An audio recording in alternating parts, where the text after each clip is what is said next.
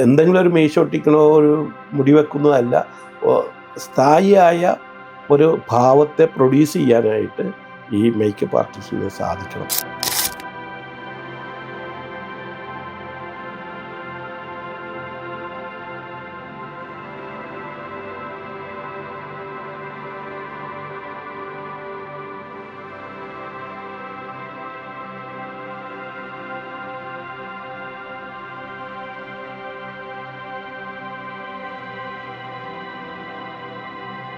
നമസ്കാരം, welcome to the Mallu Mic. ഇന്ന് നമ്മുടെ കൂടെ ഗസ്റ്റായിട്ട് വന്നിരിക്കുന്നത് 90s കിഡ്സിൻ്റെ ഒക്കെ കുട്ടിക്കാലത്തുള്ള സിനിമകളിലെ നടന്മാരെയും നടിമാരെയും ഒക്കെ ആ ക്യാരക്ടറിലേക്ക് എത്തിച്ച മേക്കപ്പ് മാനാണ് പട്ടണം റഷീദ് സർ. നമസ്കാരം, welcome to the Mallu mic. ചേട്ടൻ 1 മുതൽ 0 വരെ എന്നുള്ള സിനിമയിലാണല്ലോ ആദ്യം ഇൻഡിപെൻഡൻ്റ് ആയിട്ടുള്ള ഒരു മേക്കപ്പ് മാനായിട്ട് സ്റ്റാർട്ട് ചെയ്തത്. എന്തായിരുന്നു ആ സിനിമയുടെ ഒരു എക്സ്പീരിയൻസ്? അന്നത്തെ കാലത്ത് എന്നൊക്കെ പറഞ്ഞാൽ ഇപ്പോൾ കിട്ടുന്ന ഒരുപാട് മേക്കപ്പ് ഐറ്റംസ് ഇല്ല, അങ്ങനെ ഒരുപാട് ലിമിറ്റേഷൻസ് വെച്ചിട്ട് എങ്ങനെയാണ് ഈ ഒരു ഫീൽഡിലേക്ക് എൻട്രി ചെയ്തത്? 1 മുതൽ 0 വരെ നവോദയ പ്രൊഡക്ഷൻസിൻ്റെ പടമാണ്. നവോദയ എന്ന് പറഞ്ഞാൽ ഇന്ത്യയിലെ ഏറ്റവും വലിയ പ്രൊഡക്ഷൻ കമ്പനിയാണ്. നവോദയയിലെ ജിജോ സാറ് ആണ് അവിടുത്തെ ഹെഡായിട്ടുള്ളത്. അപ്പച്ചൻ മുതലാളിയുടെ സിനിമ സങ്കേതമാണ്. അവരാണ് വലിയ വലിയ സിനിമകളും ഇന്ത്യയിൽ തന്നെ സിനിമയുടെ എല്ലാ നൂതനമായ ആശയങ്ങളും ഇന്ത്യൻ സ്ക്രീനിൽ കൊണ്ടുവന്നവരാണ്. അത് സ്റ്റീരിയോഫോണിക് ആയാലും എഡിറ്റിംഗ് ആയാലും 70mm, അതുപോലെ 3D ഫിലിം, അതുപോലെ എല്ലാ പുതിയ ആശയങ്ങളും സിനിമയിൽ കൊണ്ടുവന്നത്, സിനിമയെ കൊണ്ടുവരിക മാത്രമല്ല അതിൻ്റെ വലിയ വിജയം കാണിച്ചു കൊടുക്കുകയും ചെയ്ത ഒരു പ്രൊഡക്ഷൻ കമ്പനിയാണ്. അവരെ കവച്ചു വെച്ചുകൊണ്ടൊരു സിനിമാ കമ്പനി ഇന്ത്യയിലില്ല എന്ന് വേണം പറയാനായി. ആ സിനിമ പ്രൊഡക്ഷനിലെ രഘുനാഥ് പലേരി സംവിധാനം ചെയ്ത 1 മുതൽ 0 വരെ എന്ന് പറയുന്ന സിനിമയാണ് ഞാൻ ആദ്യമായിട്ട് സ്വതന്ത്ര മേക്കപ്പ് ആർട്ടിസ്റ്റ് എന്ന നിലയിൽ വർക്ക് ചെയ്യുന്നൊരു സിനിമ. പക്ഷെ അതിനു തൊട്ട് മുമ്പ് തന്നെ ചാവറ കുര്യാക്കോസ് ഏലിയാസ് അച്ഛനെ പറ്റി ഒരു ഡോക്യുമെൻ്ററി ചെയ്യേണ്ടായി. ആ ഡോക്യുമെൻ്ററി ഇവിടെ ഒരു ക്രിസ്ത്യൻ മിഷണറി ആണ് ആ ഡോക്യുമെൻ്ററി ചെയ്തത്. കാത്തലിക് സഭയുടെ നേതൃത്വത്തിലായിരുന്നു. അവർക്ക് വേണ്ടി ആ ഡോക്യുമെൻ്ററി, അത് കിത്തോ എന്ന് പറഞ്ഞിട്ടുള്ള ജോർജ് കിത്തു എന്ന് പറഞ്ഞിട്ടുള്ള ഒരു ഡയറക്ടറാണ്. അദ്ദേഹത്തിൻ്റെ സിനിമയാണ് ആധാരം. ആ സിനിമയും ഞാൻ ചെയ്തതാണ്. അതാണ് ആദ്യത്തെ ഒരു സ്വതന്ത്ര മേക്കപ്പ് ആർട്ടിസ്റ്റ്. അതിനകത്ത് എൻ്റെ ഗുരുനാഥനായിട്ടുള്ള ഫ്ലെച്ചർ ഡേവിഡ് എന്ന് പറഞ്ഞൊരു മേക്കപ്പ് ആർട്ടിസ്റ്റ് ഉണ്ടായിരുന്നു. അദ്ദേഹം ആണ് വർക്ക് ചെയ്യാൻ ഇരുന്നതും അദ്ദേഹമാണത് എനിക്ക് കണ്ടക്ട് ചെയ്ത് തന്നതും. അതിൻ്റെ അവസാന ഭാഗങ്ങളിൽ നവോദയയിൽ ഷൂട്ട് ചെയ്യുകയുണ്ടായി. ആ ഷൂട്ടിങ്ങുമായി ബന്ധപ്പെട്ടുകൊണ്ട് നവോദയയിലെ അപ്പച്ചൻ മുതലാളിയെ കാണുകയും ഈ ചാവറ ഏലിയാസ് അച്ഛൻ്റെ മേക്കപ്പിനെ പറ്റി അദ്ദേഹം അന്വേഷിക്കുകയും അങ്ങനെയാണ് ഞാനിവിടെ കാക്കനാട് എന്നുള്ള ആളാണെന്ന നിലക്ക് എൻ്റെ അഡ്രസ്സ് വാങ്ങി വെക്കുകയും അതിൻ്റെ അമാൻ എന്ന് പറഞ്ഞ അന്നത്തെ ഒരു മാനേജറുണ്ട്, അത് ഈ അടുത്ത കാലത്ത് മരിച്ചുപോയി. ആ മാനേജറെ പറഞ്ഞേൽപ്പിക്കുകയും ഇവർ 1 മുതൽ 0 വരെ സിനിമ സ്റ്റാർട്ട് ചെയ്തപ്പോൾ അതിൻ്റെ സ്റ്റാർട്ടിങ് സമയത്ത് തന്നെ ഞാനിപ്പോൾ വേറൊരു സിനിമയിൽ വർക്ക് ചെയ്തുകൊണ്ടിരിക്കും അസിസ്റ്റൻ്റായിട്ട്. നിലമ്പൂർ എന്നെന്നും കണ്ണേട്ടൻ എന്ന് പറഞ്ഞൊരു സിനിമ വർക്ക് ചെയ്തുകൊണ്ടിരിക്കും ഫാസിൽ സാറിൻ്റെ. ആ പടത്തിൻ്റെ അവിടെ എനിക്കൊരു ടെലഗ്രാം വരികയും ഒരു ജനുവരി 1-ാം തീയതി ഈ നിലമ്പൂരിൽ നിന്ന് വന്ന് ഈ നവോദയയിൽ ജോയിൻ ചെയ്യുകയും ചെയ്തു. അപ്പോൾ അതിൻ്റെ ക്യാമറമാൻ ഷാജിൻ കരുണായിരുന്നു, ആഷ ജയറാമായിരുന്നു അതിൻ്റെ നായിക, ഗീതു മോഹൻദാസ് ചെറിയ കുട്ടിയായിട്ട് അഭിനയിക്കും, മോഹൻലാൽ ഹീറോ, പ്രതാപ് പോത്തൻ അതിനകത്ത് ഹീറോ ആയിട്ട് അഭിനയിക്കുന്നു. അങ്ങനത്തെ ഒരു ക്ലാസ് മൂവിയായിരുന്നു അത്. ഒരു സാധാരണ ഒരു കൊമേഴ്സ്യലല്ല, പക്ഷെ നിറച്ച് പുതിയ ആളുകൾ അതിനകത്തുണ്ട്. മോഹൻ സിത്താരയുണ്ട്, വേണുണ്ട് പാട്ട് പാടുന്നത്, രഘുനാഥ് പലേരി, രാജീവ് കുമാർ, അങ്ങനെ പുതിയ കുറേ യങ്സ്റ്റേഴ്സിൻ്റെ ഒരു തുടക്കം സിനിമയായിരുന്നു അത്. അതിലേക്കാണ് ഞാനും ഉൾപ്പെട്ടത്. അങ്ങനെ ഒരു തുടക്ക സിനിമ എന്ന നിലക്ക് ആ പടം വളരെ സിൻസിയറായിട്ട് ഏകദേശം 3 മാസത്തോളം വർക്ക് ചെയ്യാൻ പറ്റി. വർക്ക് ചെയ്തു ആ സിനിമ തീരുന്നതിന് മുമ്പ് തന്നെ മറ്റൊരു സിനിമ കൂടി തന്നെ എനിക്ക് ചെയ്യാൻ അവസരം ഉണ്ടായി. അങ്ങനെയൊരു സിനിമയിൽ ഒരു എൻട്രി ആയത്. 1997 ഗുരു എന്ന് പറയുന്ന സിനിമ ഒരുപാട് അവാർഡുകളൊക്കെ കിട്ടിയ ഒരു സിനിമയാണ്. അതിൽ മോഹൻലാലിൻ്റെ ഒക്കെ അഭിനയത്തെ ഒരുപാട് പ്രശംസയൊക്കെ കിട്ടിയ ഒരു സിനിമ തന്നെയായിരുന്നു. അപ്പോൾ ആ സിനിമയെക്കുറിച്ചുള്ള ഓർമ്മകൾ എങ്ങനെയാണ്? ഗുരു രാജീവ് അഞ്ചൽ ഡയറക്റ്റ് ചെയ്തതാണ്. രാജീവ് അഞ്ചൽ യഥാർത്ഥത്തിൽ അദ്ദേഹം ഒരു കലാസംവിധായകനാണ്. അദ്ദേഹത്തിൻ്റെ ഒരു ആദ്യ സംരംഭമാണ് ഗുരു എന്ന് പറയുന്നത്. അതിലെ കലാസംവിധായകൻ മുത്തുരാജ് എന്ന് പറഞ്ഞൊരു നമുക്ക് വളരെ വേണ്ടപ്പെട്ട ഒരാളാണ്. അദ്ദേഹമാണ് രാജീവ് അഞ്ചലിനും കൂടെ വർക്ക് ചെയ്ത മുത്തുരാജാണ് അതിൻ്റെ കലാസംവിധായകൻ. അത് ഷൂട്ട് ചെയ്ത് സേലത്തൊരു പ്രത്യേക ഭൂപ്രകൃതിയുള്ള ഒരു സ്ഥലത്താണ്, മണ്ണെടുക്കുന്നൊരു ഏരിയ അത് സേലത്ത്. അത് അങ്ങനത്തെ ഒരു ലോകമാക്കി മാറ്റുകയും ചെയ്തു. അന്ധന്മാരുടെ ഒരു ലോകം. ആരും ഈ കനവിൽ മാത്രം, സ്വപ്നങ്ങളിൽ മാത്രം കണ്ടുപോകുന്ന ഒരു ഭൂപ്രദേശമായിട്ട് അത് ക്രിയേറ്റ് ചെയ്യുകയും അതിലുണ്ടാകുന്ന മനുഷ്യർ, അന്ധരായ മനുഷ്യരെ പറ്റിയിട്ടുള്ളൊരു കഥയാണ്. കഥ ആദ്യത്തെ ഇന്ത്യയിൽ നിന്നും സെലക്ട് ചെയ്യപ്പെട്ട, ഓസ്കാറിന് സെലക്ട് ചെയ്ത ഇന്ത്യൻ സിനിമയാണത് ഗുരു എന്ന് പറഞ്ഞ പടം.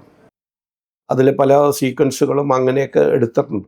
500-ഓളം ആളുകൾ അഭിനയിച്ചിട്ടുണ്ട്. അവരെല്ലാം പ്രത്യേക രീതിയിലുള്ളൊരു മേക്കപ്പ് കൊടുക്കേണ്ടി. ഒന്ന് ആ ഭൂപ്രകൃതിയുമായി ബന്ധപ്പെട്ടുള്ള ഒരു മേക്കപ്പാണ്. അതിനനുസരിച്ച് അതിൻ്റെ കോസ്റ്റ്യൂം കൊടുത്തിട്ടുള്ളതാണ്. അപ്പം അതിനനുസരിച്ച് അതിൻ്റെ കളറ്, അതൊക്കെ നിരവധി ആളുകളെ നമ്മൾ ഒരേ സമയം റെഡിയാക്കേണ്ടതുണ്ട്. അപ്പം അങ്ങനെ ഒരു സിനിമ സംരംഭമായിരുന്നു അത് ഗുരു എന്ന് പറഞ്ഞ സിനിമ. ഗുരുവിന് സംസ്ഥാന അവാർഡ് കിട്ടി. പക്ഷെ എനിക്ക് ആദ്യത്തെ സംസ്ഥാന അവാർഡ് കിട്ടുന്നത്, മലയാള സിനിമയ്ക്ക് അന്ന് വരെയും മേക്കപ്പിന് അവാർഡില്ലായിരുന്നു. മേക്കപ്പിന് അവാർഡ് CM ആയിരുന്ന കരുണാകരൻ സാറുള്ളപ്പോഴായിരുന്നു ആദ്യത്തെ അവാർഡ് പ്രഖ്യാപിക്കുന്നത്. ആ അവാർഡ് ആധാരം എന്ന് പറഞ്ഞ സിനിമക്കാണ്. കിത്തു ഡയറക്റ്റ് ചെയ്ത ആധാരം എന്ന് പറഞ്ഞ എനിക്ക് ആദ്യത്തെ സംസ്ഥാന അവാർഡ് കിട്ടുന്നത്.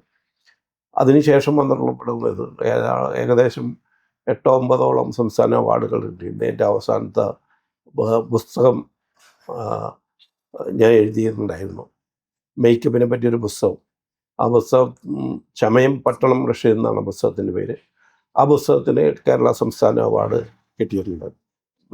നല്ല ഗ്രന്ഥത്തിനുള്ള, സിനിമാ ഗ്രന്ഥത്തിനുള്ള ഒരു പുസ്തകമാണ്. യഥാർത്ഥത്തിൽ ആ ബുക്ക് ഒരു അനുഭവം പറയുന്ന, അല്ലെങ്കിൽ മേക്കപ്പ് ആർട്ടിസ്റ്റ് എന്ന നിലയിൽ ഈ 40 വർഷത്തെ ജീവിതാനുഭവങ്ങൾ പറയുന്ന ഒരു ബുക്കല്ല. മേക്കപ്പിൽ നമ്മൾ നടത്തിയിട്ടുള്ള കുറേ പരീക്ഷണങ്ങളും കുറേ കാര്യങ്ങളുണ്ട്. കുറേ ആളുകളെ ക്രിയേറ്റ് ചെയ്തിട്ടുള്ളതും അതിലേർപ്പെട്ട ബുദ്ധിമുട്ടുകളും അതിനു വേണ്ടിയിട്ട് മേക്കപ്പ് സാധനങ്ങൾ സംഹരിക്കുക, അങ്ങനെയൊക്കെയുള്ള ഒരുപാട് കാര്യങ്ങൾ ചെയ്തിട്ടുണ്ട്. അതിൻ്റെ ഒരു ഇതാണ്. പിന്നെ സിനിമയിലെ മേക്കപ്പ് മാത്രമല്ല, നാടകത്തിലെ മേക്കപ്പ് ഉണ്ട്, തെരുക്കൂത്തിലെ മേക്കപ്പ് ഉണ്ട്, തെയ്യത്തിലെ മേക്കപ്പ് ഉണ്ട്, കഥകളി, അങ്ങനെയുള്ള കൂടിയാട്ടം, പടയണി, അങ്ങനെ നിരവധി നാടോടി കലകളൊക്കെ, ഫോക്ക് കലകളെ കൂടി ഉൾപ്പെടുത്തിക്കൊണ്ട് തെരുക്കൂത്തിനെ പറ്റിയൊക്കെ എഴുതിയിട്ടുണ്ട്. അങ്ങനെയുള്ള ഒരു റെഫറൻസ് ഗ്രന്ഥം പോലെ ചെയ്തിട്ടുള്ളതാണ്. മുഴുവൻ അർത്ഥത്തിൽ അത് മുഴുവനായിട്ടില്ല എന്ന് വേണം പറയാനായിട്ട്. അത് ഓരോ പ്രാവശ്യവും അത് പ്രിൻ്റ് ചെയ്യുമ്പോൾ കുറേ ഡെവലപ്മെൻറ്റ്സ് അതിലുണ്ടാവും. ഇത് ഇന്ത്യയിൽ ആദ്യമായിട്ടാണ് മേക്കപ്പുമായി ബന്ധപ്പെട്ടുകൊണ്ട് ഇങ്ങനെ ഒരു പുസ്തകം തരപ്പെടുത്തിയിട്ടുള്ളത്. അത് ചെയ്യാനായിട്ട് എനിക്ക് മുമ്പോ ഇതിനുശേഷം ഇതുവരെ ആരും മുതിർന്നിട്ടില്ലെന്ന് വേണം പറയാനായിട്ട്. ഞാൻ അതിനെക്കുറിച്ച് ആലോചിച്ചത് തന്നെ നമ്മൾ അടയാളപ്പെടുത്തി പോകുക എന്നുള്ളത് തന്നെയായിരുന്നു ലക്ഷ്യം. എനിക്കിത് സീനിയർ ഫെലോഷിപ്പ് കിട്ടിയിരുന്നു സെൻട്രൽ മിനിസ്ട്രി ഓഫ് കൾച്ചറിൻ്റെ 2013-2014 കാലഘട്ടങ്ങളിൽ ഇന്ത്യയിലെ ഏറ്റവും വലിയ അവാർഡ് എന്ന നിലയിൽ സീനിയർ ഫെലോഷിപ്പ് കിട്ടിയ ആളാണ്. അതിൽ ഒരുപാട് പേര് ആ സീനിയർ ഫെലോഷിപ്പിന് കിട്ടിയിട്ട് എഴുതിയിട്ടും വളരെ കുറച്ച് പേർക്ക് കിട്ടിയുള്ളൂ. അതിലൊരാൾ ഞാനാണ്. ആ സീനിയർ ഫെലോഷിപ്പ് എൻ്റെ ഈ മേക്കപ്പ് ട്രാൻസ്ഫോമിങ്ങിനെ കുറിച്ചാണ്. ഒരു നടൻ കഥാപാത്രത്തിലേക്ക് എങ്ങനെയാണ് ട്രാൻസ്ഫോം ആകുന്നത്, അതിന് മേക്കപ്പ് എന്ത് തരത്തിലുള്ള സപ്പോർട്ടാണ് ചെയ്യുന്നത്, ആ സപ്പോർട്ടിനെ കുറിച്ച് അതിനാണ് എനിക്ക് സീനിയർ ഫെലോഷിപ്പ് കിട്ടിയത്.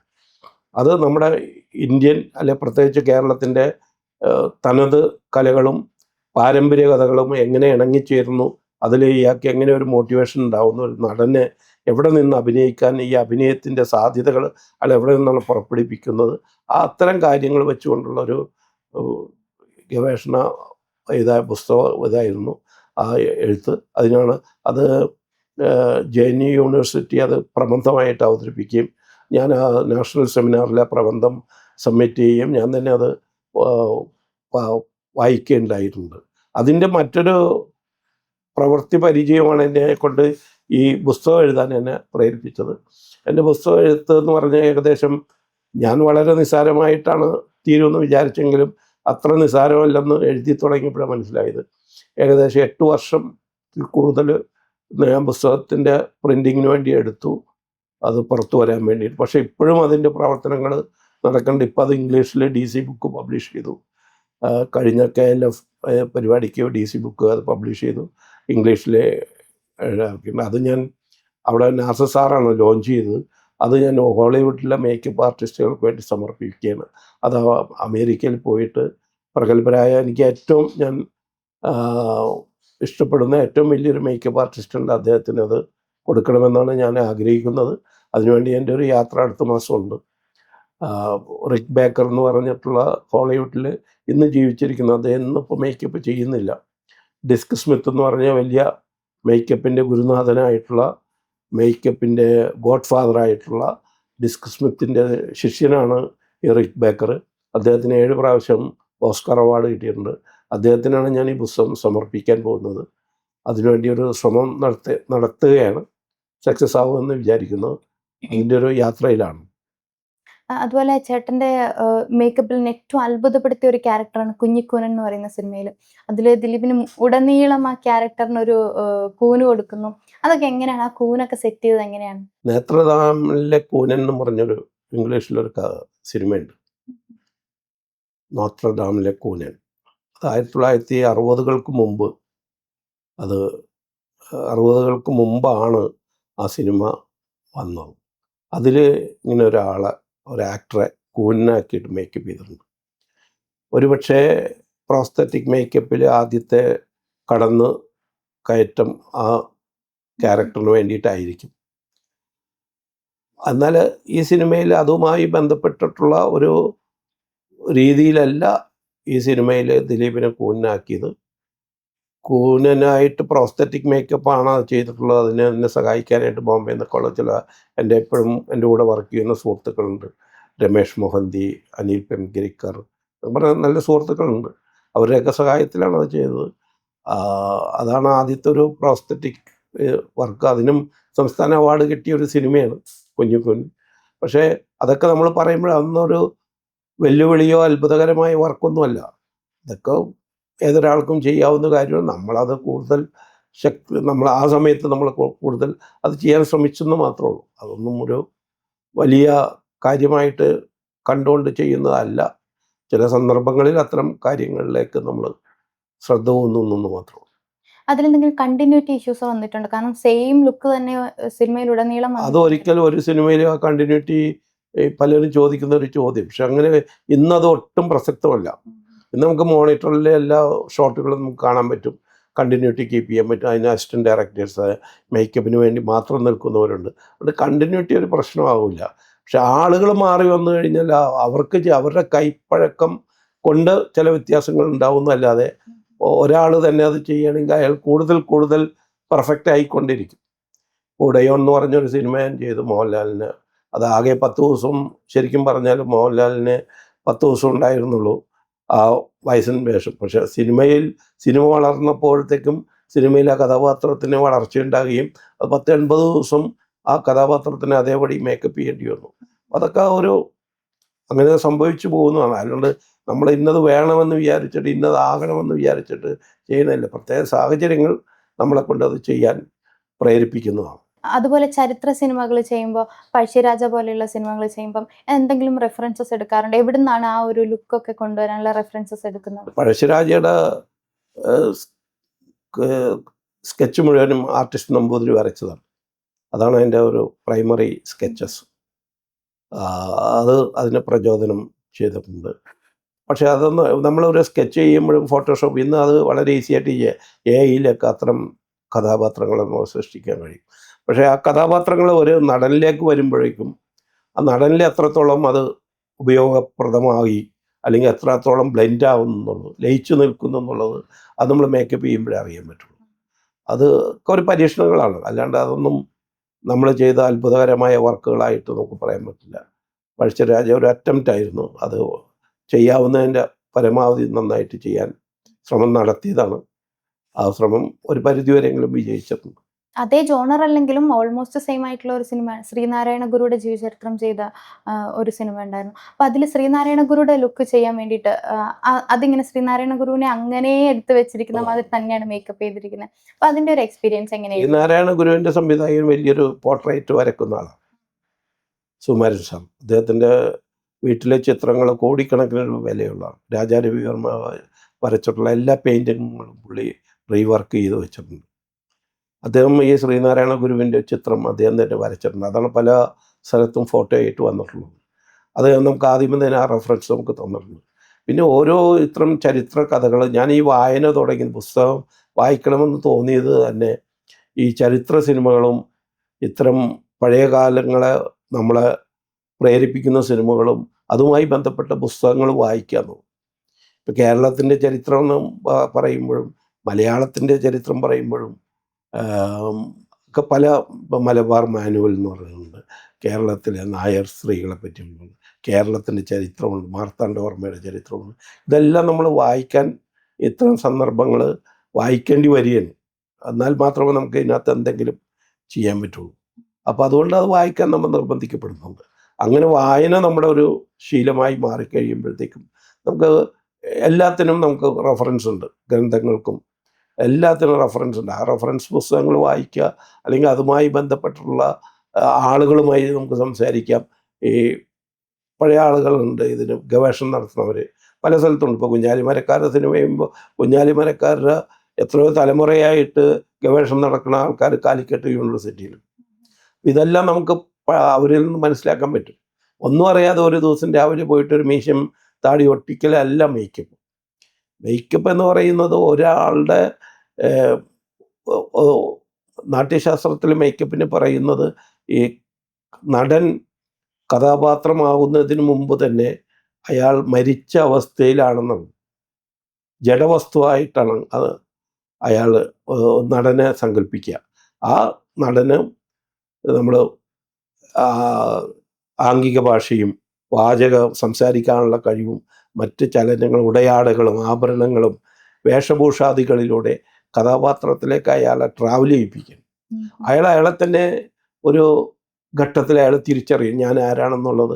ആ ചോദ്യത്തിന് അയാൾ ഉത്തരം കണ്ടെത്തുമ്പോൾ ആ ഉത്തരം എത്തുന്നിടത്താണ് അയാൾ ഒരു കഥാപാത്രമായി മാറുന്നത്. ആ കഥാപാത്രത്തെ അങ്ങനെ ട്രാവൽ ചെയ്യിപ്പിക്കാനായിട്ട് നമ്മുടെ മേക്കപ്പിന് സാധ്യമാകണം. അതാണ് ഒരു മേക്കപ്പ് ആർട്ടിസ്റ്റിൻ്റെ ഏറ്റവും വലിയൊരു വിജയം. അപ്പോൾ എന്തെങ്കിലും ഒരു മീശ ഒട്ടിക്കണോ ഒരു മുടി വെക്കുന്നതല്ല, സ്ഥായിയായ ഒരു ഭാവത്തെ പ്രൊഡ്യൂസ് ചെയ്യാനായിട്ട് ഈ മേക്കപ്പ് ആർട്ടിസ്റ്റിന് സാധിക്കണം. അങ്ങനെ സാധിക്കുന്ന ഒരാളാണ് ഏറ്റവും നല്ലൊരു മേക്കപ്പ്. പത്തേമാരി എന്ന് പറയുന്ന സിനിമയിൽ മമ്മൂട്ടിയുടെ യങ് ആയിട്ടുള്ള ഏജും കാണിക്കുന്നുണ്ട്, അത് കഴിഞ്ഞ് വയസ്സായിട്ടുള്ള ലുക്കും ചെയ്തിട്ടുണ്ടല്ലോ. അപ്പോൾ അങ്ങനെ യങ് എന്ന് വയസ്സായിട്ട് ചെയ്യുമ്പോഴത്തേക്കും ആ ഒരു എന്തൊക്കെയാണ് അതിനുള്ളതായിട്ടുള്ള ചാലഞ്ചസ് എന്തൊക്കെയാണ്? ഇതൊന്നും ഒരു ചലഞ്ച് എന്ന് പറയാൻ പറ്റില്ല. മമ്മൂട്ടി പോലുള്ള അത്രയും ഗ്ലാമറായിട്ടുള്ള ഇപ്പോഴും വളരെ യങ്ങായിട്ടുള്ള ഒരാൾ അയാളെ വയസ്സാക്കുന്നതിനും ഇത് ചെയ്യുന്നതിനൊക്കെ ചെറിയ ചെറിയ കാര്യങ്ങളെ ആവശ്യമുള്ളൂ. അത് കൃത്യമായി ചെയ്യണം. അതിപ്പോൾ ചെറിയ ആവശ്യങ്ങളാണെങ്കിൽ അത് കൃത്യമായി ചെയ്യണം. വെച്ചാൽ മേക്കപ്പ് ഒരിക്കലും കൂടാൻ പാടില്ല. കുറഞ്ഞാൽ ആരും നമ്മളോട് ഒന്നും പറയാൻ പാടില്ല. മേക്കപ്പ് കൂടിയാൽ ആൾക്കാർ പറയും അത് നന്നായില്ലെന്ന് പറയും. പക്ഷെ മേക്കപ്പ് പരാജയപ്പെടുന്ന ഒരു നടൻ്റെ പരാജയമായിട്ട് കാണും. ഏറ്റവും നല്ല നടൻ എന്ന് പറയാൻ ഏറ്റവും നല്ല മേക്കപ്പ് അയാളെ പോഷിപ്പിക്കുന്നു എന്നുള്ളതാണ് അർത്ഥം. ഏറ്റവും നല്ല മേക്കപ്പ് അല്ലെങ്കിൽ ഏറ്റവും നല്ല നടൻ പുറത്തു വരില്ല. അപ്പോൾ മേക്കപ്പിന് വലിയൊരു ഘടകം. മേക്കപ്പ് എന്ന് പറയുന്നത് പെയിൻറ്റിങ് മാത്രമല്ല, വേഷഭൂഷാദികൾ, അയാളുടെ വസ്ത്രം ഉൾപ്പെടെയുള്ള കിരീടം ഉൾപ്പെടെ അയാളുടെ കയ്യിൽ ഉപയോഗിക്കുന്ന സാധനങ്ങൾ, അതിലിരിക്കുന്ന സ്ഥലം, അയാളെ മറ്റ് ആഭരണങ്ങൾ, ഇതെല്ലാം ഈ മേക്കപ്പ് എന്ന് പറയുന്ന ഇതിനകത്ത് പെട്ടതാണ്. ആഹാര്യം എന്നാണ് മലയാളത്തിൽ അതിന് പറയുന്നത്. ആഹാര്യത്തിൽ എല്ലാ വസ്തുതയും അടങ്ങിയിരിക്കും. അത് കൃത്യ അളവിൽ നാട്യശാസ്ത്രത്തിൽ തന്നെ പറയേണ്ട അരഞ്ഞാണം എടുത്ത് തലയിൽ കെട്ടാൻ പാടില്ല. നമുക്ക് കൃത്യമായി ചെയ്യാൻ നമുക്ക് പറ്റണം. കൃത്യം എവിടെയാണ് ഒരാളെ എൻഹാൻസ് ചെയ്യുന്നതിൽ കൃത്യം എവിടെയാണ്, ആ കൃത്യം കണ്ടുപിടിക്കലാണ് മർമ്മം എന്ന് പറയുന്നത്. ആ മർമ്മം കണ്ടുപിടിക്കലാണ് ഒരു മേക്കപ്പ് ആർട്ടിസ്റ്റിൻ്റെ ഒരു ദൗത്യം. മേക്കപ്പില്ലാതെ ഏറ്റവും സുന്ദരനുമായിട്ട് തോന്നിയിട്ടുള്ള നടനും നടിയാരൊക്കെ? അങ്ങനെ ഒരാളും സുന്ദരനും സുന്ദരിമാരുമില്ല. സുന്ദരൻ നമ്മളാക്കുന്നതാണ്. ഏറ്റവും മോശമാക്കാൻ പറ്റും. ഇപ്പോൾ ജയ് ഭീം എന്ന് പറഞ്ഞ പടത്തിൽ ഏറ്റവും മോശമായിട്ടില്ല ഹീറോയിനെ കളർ ഡൗൺ ചെയ്തിട്ടുള്ളത്. അങ്ങനെ ചെയ്യാൻ പറ്റും. അങ്ങനെ നിരവധി സിനിമകളിൽ അങ്ങനെ ചെയ്തിരുന്നു. പൊന്തന്മാട എന്ന് പറയുന്ന സിനിമയിൽ അന്ന് 40-45 വയസ്സുള്ള മമ്മൂട്ടീനെ അത്രയും ഡൗൺ വർത്തായിട്ടുള്ള ഒരു മേക്കപ്പിൽ ചെയ്തു. അപ്പോൾ മേക്കപ്പ് ഒരു ആക്ടറെ അല്ലെ ഒരു ആക്ട്രസിനെ അല്ല ചെയ്യുന്നത്, അയാൾ പ്രൊഡ്യൂസ് ചെയ്യുന്ന കഥാപാത്രത്തെ ചെയ്യും. ആ കഥാപാത്രത്തെയാണ് നമ്മൾ മേക്കപ്പിലൂടെ മാറ്റുന്നത്. അതുപോലെ ഈ മുറിവുകളൊക്കെ എങ്ങനെയാണ് ഏട്ടാ ക്രിയേറ്റ് ചെയ്യുന്നത്? അതുപോലെ ഈ ഗൺ ഷോട്ടൊക്കെ ചെയ്യുമ്പോഴത്തേക്കും ബ്ലഡ് വരുന്നത്, അതൊക്കെ എങ്ങനെയാണ്? ആ ടെക്നിക്കൽ സൈഡ് എങ്ങനെയാണ്? നിങ്ങൾ ചെയ്യേണ്ട ഒരു ആവശ്യം എന്താണെന്ന് വെച്ചാൽ, ഈ ഇൻ്റർവ്യൂവിലൂടെ എൻ്റെ പുസ്തകം ഇറങ്ങിയിട്ടുണ്ട്, ചമയം പട്ടണ. അതിനകത്ത് ഇത് വളരെ വിശദമായിട്ട് എഴുതിയിട്ടുണ്ട്. പഠിക്കാൻ താല്പര്യമുള്ളവർ ആരെങ്കിലും ഭാഷാ ഇൻസ്റ്റിറ്റ്യൂട്ടാണ് പബ്ലിഷ് ചെയ്തതാണ്. ഭാഷാ ഇൻസ്റ്റിറ്റ്യൂട്ടിൻ്റെ സ്റ്റാളുകളിൽ കിട്ടും, അല്ലെങ്കിൽ ദേശാഭിമാനിയുടെ സ്റ്റാളുകൾ, ഇല്ലെങ്കിൽ അത് DC-യുടെ പുതിയ വെർഷൻ ഇംഗ്ലീഷിൽ ഇറങ്ങിയിട്ടുണ്ട്. അത് മേടിച്ച് വായിക്കാൻ പ്രേരിപ്പിക്കും. ഞാനത് പറയുന്നതിൽ നല്ലത് അത്തരം കാര്യങ്ങൾ അതിൽ നിന്ന് വായിച്ച് മനസ്സിലാക്കിയിട്ടാണ്. അതുപോലെ കാവ്യമാധവനെ ഏറ്റവും സുന്ദരിയായിട്ട് കണ്ട ഒരു സിനിമയാണ് അനന്തഭദ്രം. അതിലെ കണ്ണുകൾ മൊത്തത്തിൽ നല്ലൊരു സുന്ദരിയായിട്ട് കണ്ട സിനിമയാണ്. അതുപോലെ തന്നെ കലാഭവമണിയുടെ മേക്കപ്പ്, മനോജേട്ടൻ്റെ മേക്കപ്പ്. അപ്പം ആ ഒരു സിനിമയെക്കുറിച്ചുള്ള ഓർമ്മകൾ എന്തൊക്കെയാണ്? അതൊന്നും ഓർമ്മയെന്ന് പറയാൻ കഴിയില്ല. ആ സിനിമയൊക്കെ അങ്ങനെ ഒരു സന്തോഷ് ശിവൻ സംവിധാനം ചെയ്ത പടം. അതിൻ്റെ കഥയൊക്കെ ആദ്യമേ നമ്മൾ കേട്ടതാണ്. ഇങ്ങനെ ഒരു ഫാൻറ്റസി കഥയെ, ഒരു ഫാൻറ്റസി കഥയിൽ നമ്മൾ എന്തെല്ലാം ഉൾപ്പെടുത്തണം അതെല്ലാം ആ സിനിമയിൽ ഉൾപ്പെടുത്തിയിട്ടുണ്ട്. യഥാർത്ഥത്തിൽ അങ്ങനത്തെ നടന്മാരുണ്ടോ അല്ലെങ്കിൽ അങ്ങനത്തെ കഥാപാത്രങ്ങളുണ്ടോ എന്നൊക്കെ കാണുന്ന പ്രേക്ഷകനെ സംബന്ധിച്ച് ഒരു തോന്നലുണ്ടാവും. കാവ്യമാധവനെ ആ മേക്കപ്പ് ബേസ് ചെയ്യുന്നത് രാജാരവിവർമ്മ പെയിൻറ്റിങ്ങിനെ ബേസ് ചെയ്തുകൊണ്ട് അങ്ങനത്തെ ഒരു കളർ സ്കീം കൊടുത്താക്കണം. ആ കളർ സ്കീം നമ്മൾ അപ്പോൾ പരീക്ഷിച്ച് ഉണ്ടാക്കിയിട്ടുള്ളതാണ്. നേരത്തെ മുൻകൂട്ടി അതിനൊരു ധാരണയൊന്നും അതിനകത്തില്ല. അതുപോലെ കലാഭവൻ മണിയുടെ കൊച്ചിൻ ഹനീഫയുടെ വേഷം, നിഗംബരനായിട്ട് അഭിനയിച്ച മനോജ് കെ ജയൻ, അതിന് ഒരു തെയ്യത്തിൻ്റെ മുഖത്തെഴുത്തിൻ്റെ ഒരു സമ്പ്രദായം അതിൽ കൊണ്ടുവരാൻ ശ്രമിച്ചിട്ടുണ്ട്. അതുപോലെ നഖങ്ങൾ, അതൊക്കെ അങ്ങനെ ഒരു ശരിക്കും പറഞ്ഞൊരു വെളിപാട് പോലെ ചെയ്യണതാണ്. ഇന്ന രൂപത്തിലായിരിക്കണം എന്നുള്ളൊരു മുൻകാഴ്ചയോടുകൂടി വന്നിട്ട് ചെയ്യുന്നില്ല. ആ സന്ദർഭം നമ്മളെ എങ്ങനെയാണ് പ്രേരിപ്പിക്കുന്നത്, ആ പ്രേരണയുടെ അടിസ്ഥാനത്തിൽ നമ്മളൊരു വർക്ക് ചെയ്യുന്നു. മുൻകൂട്ടി പ്രാക്ടീസ് ചെയ്ത് അല്ലെങ്കിൽ പ്രയോഗിച്ച് അതിങ്ങനെ ആകണമെന്ന് ചിലപ്പോൾ അത് സക്സസ് ആകണമെന്നില്ല. അപ്പം നമുക്ക് തോന്നുന്ന ചില കാര്യങ്ങളിലൂടെ ഇതെല്ലാം ഞാൻ പറഞ്ഞില്ല, കഥാപാത്രത്തെ സൃഷ്ടിക്കുന്നത്, ഒരു നടനെയോ നടിയെയല്ല. മേക്കപ്പ് ഒരു കഥാപാത്രത്തെ സൃഷ്ടിക്കുന്നത്. ആ കഥാപാത്രം 100% അയാൾ സക്സസ് ആവുന്നത് ആ നടനിലൂടെ തന്നെയാണ്. കഥാപാത്രത്വം എടുത്തു വച്ചിരിക്കുന്ന മുടി ആ നടൻ്റെ ആയിരിക്കും. ആ നടനിലൂടെയാണ് കഥാപാത്രം സക്സസ് ആവുന്നത്. നടനെ ഏറ്റവും നന്നായിട്ട് പെർഫോം ചെയ്യാൻ അദ്ദേഹത്തിൻ്റെ മേക്കപ്പ് അയാളെ സഹായിക്കുന്നുണ്ടെങ്കിൽ അതായിരിക്കും ഏറ്റവും നല്ല മേക്കപ്പ്. അതാണ് നടൻ ക്യാരി ചെയ്യുന്നതാണ്. ഏറ്റവും മോശമായ ഒരു അഭിനേതാവ് അല്ലെങ്കിൽ അഭിനയിച്ചിട്ട് മോശമായെങ്കിൽ അതിൻ്റെ ഉത്തരവാദിത്വം എൻ്റെ മേക്കപ്പിന് തന്നെ ആയിരിക്കും. ആ മേക്കപ്പ് അയാളെ എൻഹാൻസ് ചെയ്തിട്ടില്ല, അല്ലെ അയാളുടെ മുഖം കണ്ണാടിയിൽ നോക്കിയിട്ട് അയാൾ ആ കഥാപാത്രത്തിലേക്ക് 100% ലയിച്ചു ചേരാൻ അയാൾക്ക് സാധിച്ചിട്ടുണ്ടാവില്ല. അതുകൊണ്ടാണ് അയാൾക്ക് അഭിനയിക്കേണ്ടി വരുന്നത്. അങ്ങനെ അഭിനയിക്കുമ്പോൾ അയാൾ ആർട്ടിഫിഷ്യലായിട്ടുള്ളൊരു ആക്ടറായിട്ട് മാറും. അഭിനയം എന്ന് പറയുന്നത് ആർട്ടിഫിഷ്യലായിട്ടുള്ളൊരു മെത്തേഡാണ്. നമ്മൾ പ്രത്യേകമായി അഭ്യസിച്ച് ചെയ്യുന്നൊരു രീതിയാണ് ആ ഒരു അഭിനയം എന്ന് പറഞ്ഞാൽ. ആ അഭിനയിക്കുന്ന ആൾ യഥാർത്ഥത്തിൽ അങ്ങനെ ആകണമെന്നില്ല. പക്ഷെ അയാൾ അങ്ങനെ അഭിനയിക്കുമ്പോൾ കാണുന്ന പ്രേക്ഷകനെ സംബന്ധിച്ച് അയാൾ അങ്ങനെയുള്ള ഒരാളാണെന്ന് തോന്നിപ്പിക്കണം. 100% സത്യസന്ധമായിട്ട് തോന്നിപ്പിക്കണം.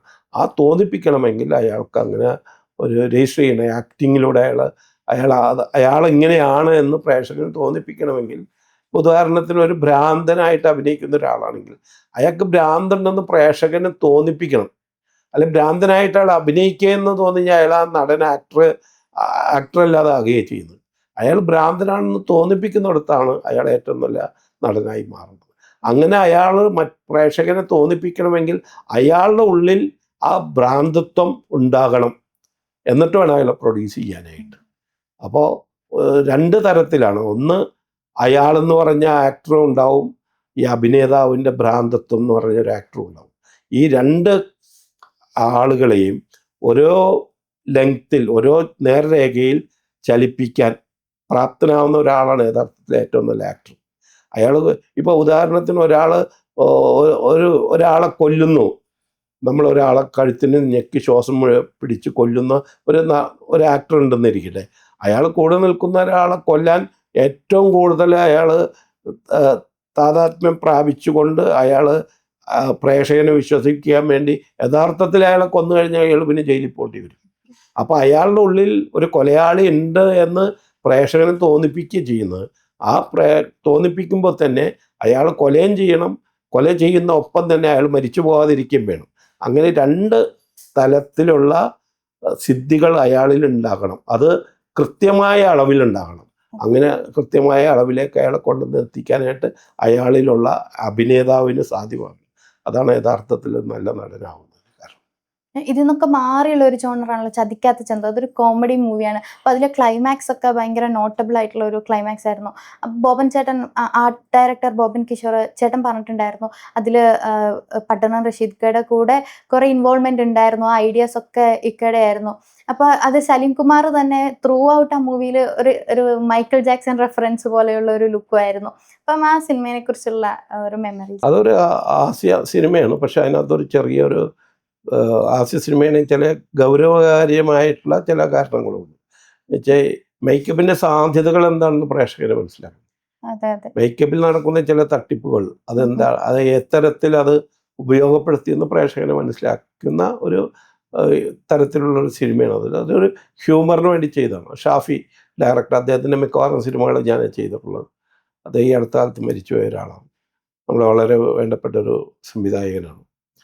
അദ്ദേഹത്തിൻ്റെ ഒരു ഹ്യൂമർ, അയാളെ എല്ലാ സിനിമകളും നമുക്ക് വേണ്ടപ്പെട്ട സിനിമകളാണ്.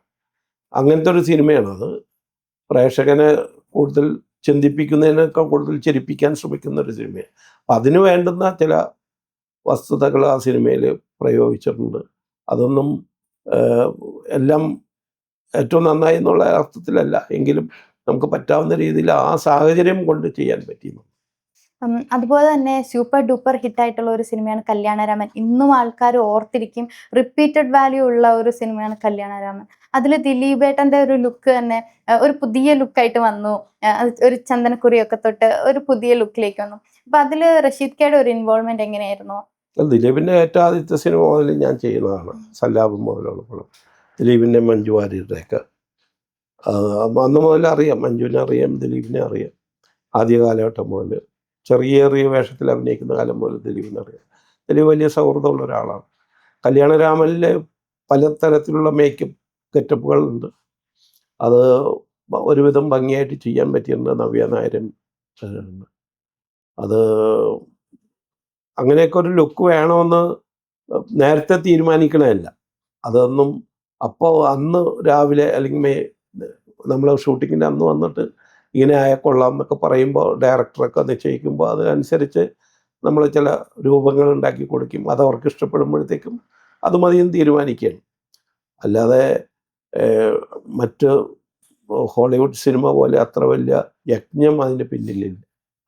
ഇപ്പൊ ചേട്ടൻ ചെയ്തതിൽ വെച്ച് ഏറ്റവും സാറ്റിസ്ഫൈഡ് ആയിട്ട് ചെയ്ത ഒരു വർക്ക്? അങ്ങനെ ഒരു സാറ്റിസ്ഫൈഡ് ആയിട്ടുള്ള ഒരു സിനിമ ഉണ്ടായിട്ടില്ല. ഞാൻ ഏറ്റവും കൂടുതൽ ഇപ്പോൾ അന്യഭാഷ സിനിമകളാണ് ചെയ്യുന്നത്. ഇപ്പം എൻ്റെ ഏറ്റവും അടുത്ത് റിലീസാകാൻ പോകുന്ന ജയിലർ 2 രജനീകാന്ത് അഭിനയിക്കുന്ന പടം, അതാണ് ഏറ്റവും അടുത്ത് റിലീസാകാൻ പോകുന്നത്. തമിഴിൽ. തെലുങ്കിൽ ഇപ്പോൾ പെദ്ദി എന്ന് പറഞ്ഞ രാം ചരൺ അഭിനയിക്കുന്ന ഒരു സിനിമ, അതും അടുത്ത മാസം റിലീസാകും. ഈ പെദ്ദി എന്ന് പറഞ്ഞ സിനിമയിൽ നിരവധി കഥാപാത്രങ്ങൾക്ക് പല രൂപത്തിലുള്ള മേക്കപ്പും ചെയ്തിട്ടുണ്ട്. രാം ചരൺ തന്നെ പല ഡിഫറെൻ്റ് ആയിട്ടുള്ള ഗെറ്റപ്പ് ചെയ്തിട്ടുണ്ട്. അതിൽ പല ആളുകളെയും പല രൂപത്തിൽ ചെയ്തിട്ടുണ്ട്. അത് വെച്ചിട്ടൊക്കെ അവർ നമ്മുടെ മേക്കപ്പിൻ്റെ ഇതൊക്കെ വെച്ചിട്ട് പരസ്യമൊക്കെ ചെയ്തിട്ടുണ്ട്. ഇപ്പോൾ സൂര്യയുടെ ഒരു പടം ഇറങ്ങി, കറുപ്പ് എന്ന് പറഞ്ഞിട്ടൊരു പടം. അതിൽ ആ മറ്റേ കറുപ്പ് ഗെറ്റപ്പ് ഞാനാണ് ചെയ്തേക്കണം. വേറെ ആളുടെ പേരിലൊക്കെ വരുന്നുണ്ട്. അത് നമ്മൾ അതിങ്ങനെ ഒന്നും ആഘോഷിച്ച് പറയാറില്ല. ആ കറുപ്പ് മാത്രം ആ ഗെറ്റപ്പ്, അത് വേറെ ആൾ ചെയ്തൊരു സിനിമയാണ്. അങ്ങനെ പല സിനിമകളിലും പല തരത്തിലുള്ള സ്പെഷ്യൽ എഫക്ട്സുകളും മേക്കപ്പൊക്കെ നമ്മൾ ചെയ്യാറുണ്ട് വേറെ ആളുകൾക്ക് വേണ്ടി. ഈ 2 പടങ്ങൾ ഇപ്പോൾ റിലീസാണല്ലോ. പിന്നെയും തെലുങ്കിൽ തന്നെ 3-4 പടങ്ങൾ, നാഗബന്ധം എന്ന് പറഞ്ഞൊരു പടം റിലീസ് ചെയ്യാൻ വേണ്ടി കാത്തിരിപ്പുണ്ട്. വേറെ ചില പടങ്ങൾ റിലീസാകാൻ പോകുന്നുണ്ട്. പിന്നെ ഷൂട്ടിങ് നടക്കുന്നുണ്ട്. തെലുങ്കിൽ എല്ലമ്മ എന്ന് പറഞ്ഞ പടത്തിൻ്റെ ഷൂട്ടിങ് നടക്കുന്നുണ്ട്. പിന്നെ വേറെ ഒരു സിനിമയുടെ പലതിൻ്റെ പേര് ഓർമ്മയില്ല. ഇപ്പോൾ അനിമൽ എന്ന് പറഞ്ഞ ആ പടം ഡയറക്റ്റ് ചെയ്ത ഡയറക്ടറുടെ പടം നടക്കുന്നുണ്ട്. ഫഹദിൻ്റെ ഒരു തമിഴ് പടം നടക്കുന്നുണ്ട്. ആ, അങ്ങനെയൊക്കെ കുറച്ച് പേര്. അരുൺ വിജയുടെ ഒരു പടം നടക്കുന്നുണ്ട്. കാർത്തിക്കിൻ്റെ മാർഷൽ എന്ന് പറഞ്ഞൊരു പടം നടക്കുന്നുണ്ട്. കാർത്തികിൻ്റെ തന്നെ സർദാർ 2 അതും റിലീസ് ആകാനുള്ള പടമാണ്. അങ്ങനെ കുറേ തമിഴും തെലുങ്കുമാണ് ഏറ്റവും കൂടുതൽ ഫോക്കസ് ചെയ്തേക്കുന്നത്. മലയാളത്തിൽ അങ്ങനെ അധികം സിനിമകളില്ല. ഏറ്റവും അവസാനം റിലീസായ പടം സംഭവം എന്ന് പറഞ്ഞൊരു പടമാണ്, ഒരു പുതിയ ഡയറക്ടേഴ്സിന്. അതിനു മുമ്പ് മോഹൻലാലിൻ്റെ തുടരും എന്ന് പറഞ്ഞൊരു സിനിമയാണ് റിലീസായിരുന്നു. മലയാളത്തിലധികം സിനിമകൾ ഇല്ല നമുക്ക്. കൂടുതലും ഔട്ട്സൈഡ് പടങ്ങളാണ് ചെയ്യുന്നത്. കാരണം അതിലെല്ലാം നമ്മൾ ആവശ്യപ്പെടുന്നവർക്ക് വേണ്ടിയിട്ടുള്ള ഗെറ്റപ്പുകളും ഒക്കെ ചെയ്യുന്നുണ്ട്. അതെല്ലാം നമ്മൾ സാറ്റിസ്ഫൈഡ് ആയി ചെയ്തോ എന്ന് ചോദിച്ചു കഴിഞ്ഞാൽ അങ്ങനെ പറയാൻ കഴിയില്ല. എത്ര വലിയ വർക്കുകളും മേജർ വർക്കും ചെയ്ത് എത്ര വലിയ കയ്യടി കിട്ടുമ്പോഴും, എത്ര വലിയ നമ്മളെപ്പറ്റി നമുക്ക് നാഷണൽ ലെവലിലോ ദേശീയ തലത്തിലോ സംസ്ഥാന തലങ്ങളിലോ അംഗീകാരം കിട്ടുമ്പോഴും അതൊരു കാലത്ത് സംഭവിക്കുന്നതാണ്. പക്ഷേ എല്ലാ കാലവും നിലനിൽക്കുന്ന രീതിയിൽ നമ്മുടെ വർക്ക് അറിയപ്പെടുമ്പോൾ മാത്രമാണ് നമ്മളുടെ മേക്കപ്പിനെ പറ്റി, നമ്മൾ ജീവിച്ചിരുന്നതിനെ പറ്റി ഒരു തെളിവുണ്ടാകുന്നത്. അതിന് സക്സസ് എന്ന് പറയുന്നത് അവിടെയാണ് നമ്മൾ ഈ പറഞ്ഞ നമുക്ക് സാറ്റിസ്ഫൈഡ് ആയോ എന്ന ചോദ്യത്തിന് ഉത്തരം ഉണ്ടാകുന്നത്. നമുക്ക് ശേഷം പറയണം നമ്മുടെ വർക്കിനെ പറ്റി. അണ്ട് ഇപ്പോൾ കിട്ടുന്ന പുരസ്കാരങ്ങളും ഇപ്പോൾ കിട്ടുന്ന അംഗീകാരങ്ങളും ഒന്നും നിലനിൽക്കുന്നുണ്ടോ എന്ന് ചോദിച്ചിട്ടുണ്ടെങ്കിൽ അത് എത്രത്തോളം ശക്തമാണെന്ന് പറയാൻ കഴിയില്ല. നമുക്ക് ശേഷം നിലനിൽക്കുന്നുണ്ടെങ്കിൽ മാത്രമാണ് നമ്മൾ സാറ്റിസ്ഫൈഡ് ആകുന്നത്. അതുകൊണ്ടാണ് അത് ഏറ്റവും ഭംഗിയുള്ളതായിത്തീരുന്നത്. ഇപ്പോൾ അന്യഭാഷകളെ കുറിച്ച് പറയുകയാണെങ്കിൽ നടിമാരൊക്കെ ഹോസ്പിറ്റലൈസ്ഡ് ആയാലും ഐലാഷസ് ഒക്കെ വെക്കുന്നു, ലിപ്സ്റ്റിക് ഇടുന്നു, അങ്ങനെ കുറേ ആരോപണങ്ങളൊക്കെ വരാറുണ്ടല്ലോ. അപ്പോൾ ചേട്ടൻ എപ്പോഴെങ്കിലും ഡയറക്ടറായിട്ട് ഇങ്ങനെ ഒരു കാര്യത്തിന് ക്ലാഷ് വന്ന അങ്ങനെ എന്തെങ്കിലും ഓർമ്മകളുണ്ടോ? ഞാൻ ചെയ്യുന്ന സിനിമകളിലെ ഭൂരിപക്ഷം സിനിമകൾ ഓഫ് ബീറ്റ് ഫിലിമുകളാണ്. കൊമേഴ്സ്യൽ സിനിമകൾ അങ്ങനെ ഇപ്പോൾ നമ്മൾ പണ്ട് ചെയ്ത പോലെ ഇപ്പോൾ ചെയ്യാറില്ല. നമുക്ക് എന്തെങ്കിലും വർക്ക് ചെയ്യാനുണ്ടെങ്കിൽ മാത്രം. ഇപ്പോൾ നദി എന്ന് പറഞ്ഞൊരു പടം, ഹോളിവുഡ് പ്രൊഡക്ഷനാണ് നദി എന്ന് പറഞ്ഞൊരു പടം ചെയ്തത്. അതുകൂടാണ്ട് വേറെ അതുപോലത്തെ വേറൊരു പടം ഓഫ് ബീറ്റ് ഫിലിമുകളാണ്. അത് ഏത് ഭാഷയിലായാലും നമുക്ക് മേക്കപ്പിന് സാധ്യത ഉണ്ടെങ്കിൽ മാത്രമേ നമ്മളത് പോകുള്ളൂ. അത് നമ്മൾ ആദ്യമേ തന്നെ ലുക്ക് ടെസ്റ്റ് നടക്കുമ്പോഴേ നമ്മൾ പറയും ഇതിൽ ഇന്ന കാര്യങ്ങൾ ചെയ്യണം, പെണ്ണുങ്ങൾക്ക് ഇന്ന പോലെ. അത് പെണ്ണുങ്ങൾ ഇപ്പോൾ എല്ലമ്മ എന്ന് പറഞ്ഞ പടം 1960-കൾക്ക് മുമ്പ് നടക്കുന്ന കഥയാണ്. ഒരു ഗ്രാമത്തിലെ ഒരു നാടക പ്രസ്ഥാനത്തിൻ്റെ കഥ പറയുന്നതാണ്. അപ്പോൾ അവിടെ ഒന്നും ഈ ഐലാഷ് വെച്ച പെണ്ണുങ്ങളൊന്നും ആവശ്യമില്ല. അതൊക്കെ നിർബന്ധമായിട്ടും നമ്മളത് വേണ്ടെന്ന് തന്നെ ഡയറക്ടറോട് പറയും. നമുക്കങ്ങനെ ഒരു ഇത് ക്ലാഷ് വന്നിട്ടില്ല പെണ്ണുങ്ങളിൽ നിന്നോ അല്ല ആണുങ്ങളിൽ നിന്നോ വന്നിട്ടില്ല. ചില സന്ദർഭങ്ങളിൽ ആരെങ്കിലും പറഞ്ഞിട്ടുണ്ടെങ്കിൽ നമ്മളത് അംഗീകരിച്ചു കൊടുക്കാനും പോകുന്നില്ല. ഡയറക്ടറായിട്ട് സംസാരിക്കാനേ പറയാറുള്ളൂ.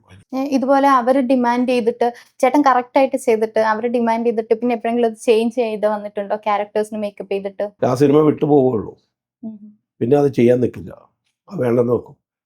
പക്ഷെ ഡയറക്ടറും സ്ക്രിപ്റ്റ് റൈറ്ററും ക്യാമറമാനും ഒക്കെ ആയിട്ട് നമ്മൾ പലതവണ ഡിസ്കഷൻ കഴിഞ്ഞിട്ടാണ് ഒരു നടനെ ക്രാഫ്റ്റ് ചെയ്തെടുക്കുന്നത്, ഒരു നടീനെ ക്രാഫ്റ്റ് ചെയ്ത്. ആ ലുക്ക് അവരും പെർഫോം വൈസ് അവരും ചെയ്തൊക്കെ എല്ലാം ഫൈനലൈസ് ചെയ്തിട്ടുണ്ട്. ഷൂട്ടിംഗ് തുടങ്ങിയതിന് ശേഷം പിന്നെ അവരുടെ ഡിമാൻഡ് നമ്മൾ നിന്ന് കൊടുക്കുന്നത് ആ മേക്കപ്പിനെ നന്നാക്കാൻ ഗുണം ചെയ്തില്ലെങ്കിൽ നമ്മൾ ആ വർക്ക് ചെയ്യാതിരിക്കുന്നതായിരിക്കും. അങ്ങനെ വിട്ട സിനിമകളൊക്കെ ഉണ്ട്. ബോബൻ ചേട്ടൻ പറഞ്ഞിട്ടുണ്ടായിരുന്നു ടെക്നിക്കൽ സൈഡിൽ നിൽക്കുന്നവർക്കൊന്നും അധികം റെക്കഗ്നിഷൻ കിട്ടാറില്ല, നടന്മാർ നടിമാർക്കൊക്കെയാണ് കൂടുതൽ റെക്കഗ്നിഷൻ കിട്ടുക. അപ്പോൾ ചേട്ടന് അതിനെപ്പറ്റിയുള്ള ഒരു തോട്ട് എന്താണ്?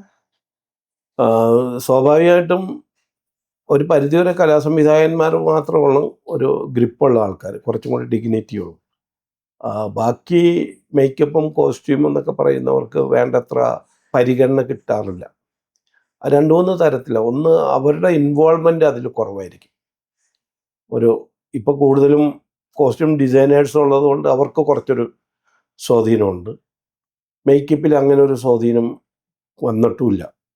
അതിന് കാരണം എന്ന് വെച്ചിട്ടുണ്ടെങ്കിൽ നമ്മൾ ഇപ്പോൾ ഒരു ആർട്ടിസ്റ്റിന് താടി വെക്കേണ്ടെന്ന് ആവശ്യമുണ്ടെങ്കിൽ നമ്മുടെ സിനിമയിൽ അല്ലെങ്കിൽ പുറത്തെ സിനിമയിൽ പറയുന്ന അയാളോട് താടി വളർത്താൻ പറയും, താടി ഒട്ടിക്കേണ്ടെന്ന് പറയും. അതിന് കാരണം വെച്ചിട്ടുണ്ടെങ്കിൽ അങ്ങനെ കൃത്യമായിട്ട് കണ്ടാൽ തിരിച്ചറിയാത്ത പോലത്തെ ഒരു താടി ഒട്ടിക്കാൻ ആ മേക്കപ്പ് ഡിപ്പാർട്ട്മെൻറ്റിന് കഴിയില്ല എന്നുള്ളൊരു വിശ്വാസം ഈ പറഞ്ഞ ആളുകളിൽ ഉണ്ടാവും. അപ്പോൾ അതുകൊണ്ട് അവർക്ക് അത്ര കോൺഫിഡൻ്റ് ആയിട്ട് അത് പറയാൻ കഴിയില്ല. അപ്പോൾ അതുകൊണ്ട് അത് വേണ്ടെന്ന് പറയുന്നത്. അങ്ങനെ നമ്മളെ വിശ്വാസത്തിലെടുക്കുന്ന രീതിയിലുള്ള വർക്ക് നമ്മൾ ചെയ്ത് പ്രൂവ് ചെയ്യണം, എന്നാൽ മാത്രമേ നമുക്ക് അതിനകത്ത് വിജയിക്കാൻ കഴിയൂ. അങ്ങനെ ആകുന്നൊരു സമൂഹം ഉണ്ടാകണം, അല്ലെങ്കിൽ ഒരു ടീം വളർന്നു വരണം. ഇപ്പൊ സിനിമ മാത്രമല്ലല്ലോ, സ്വന്തമായിട്ട് ഒരു മേക്കപ്പ് ഇൻസ്റ്റിറ്റ്യൂട്ട് തുടങ്ങി. അപ്പൊ ആ ഇൻസ്റ്റിറ്റ്യൂട്ട് തുടങ്ങാനുള്ള ഒരു തോട്ട് എങ്ങനെയാ വന്നത്? ഇൻസ്റ്റിറ്റ്യൂട്ട് തുടങ്ങാനുള്ളൊരു കാരണം ഇൻസ്റ്റിറ്റ്യൂട്ട് തുടങ്ങിയിട്ട് പട്ടണം ഡിസൈനറി എന്ന ഇൻസ്റ്റിറ്റ്യൂട്ടിന് പേര്. 16 വർഷമായി ഇൻസ്റ്റിറ്റ്യൂട്ട് തുടങ്ങിയിട്ട്. ഇത് തുടങ്ങാൻ കാരണം എന്ന് വെച്ചാൽ, ഞാനൊക്കെ മേക്കപ്പ് അസിസ്റ്റൻ്റ് ആയിരുന്ന കാലത്ത് ഞാനൊക്കെ ഗുരുക്കന്മാരുടെ ശിഷ്യനായിട്ട് നിൽക്കുന്നുണ്ട്.